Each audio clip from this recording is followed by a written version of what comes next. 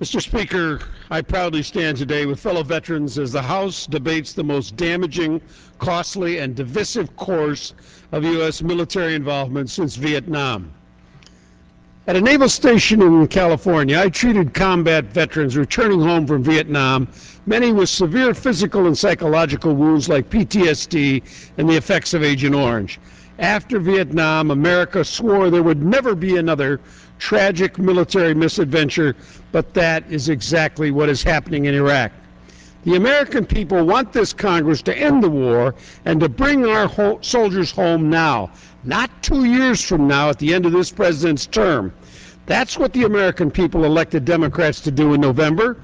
What we do this week is a minuscule little step.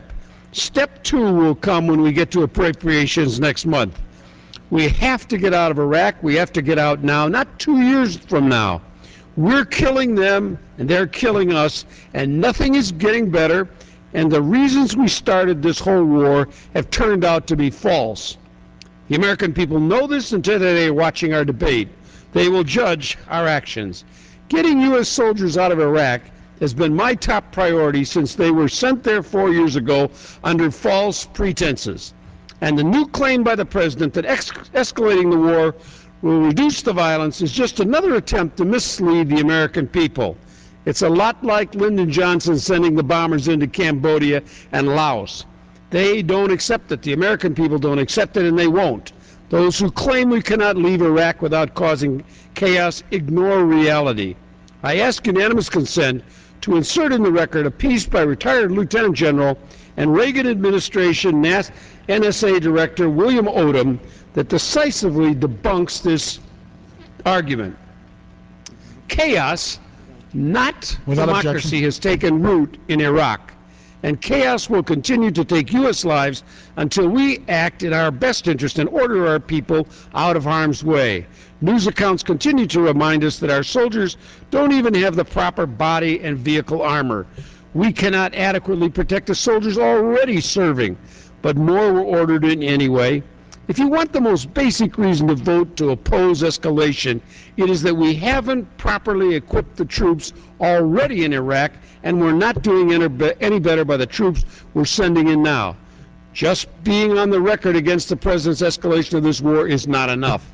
The only way to defuse the violence in Iraq is to defund the war in Iraq. Congress has the power to control the funding, and we have the responsibility to exercise the power vested in us by the Constitution.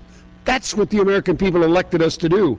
We must exercise our constitutional power as a co-equal branch of government and do what the president is unwilling to do: bring our soldiers home.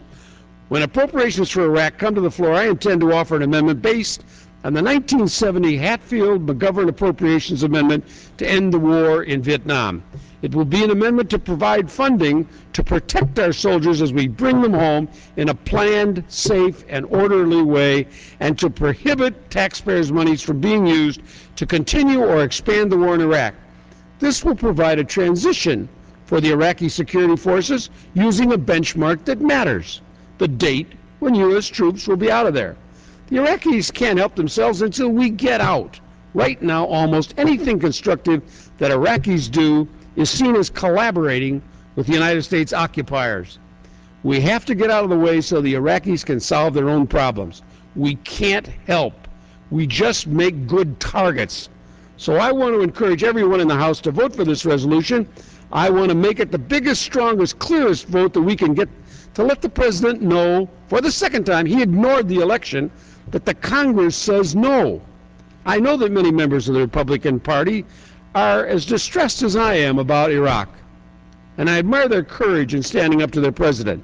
Every veteran, including myself, in this House and in this nation, is very proud of our soldiers. They have done what we've asked them to do. It is time for new orders to be issued.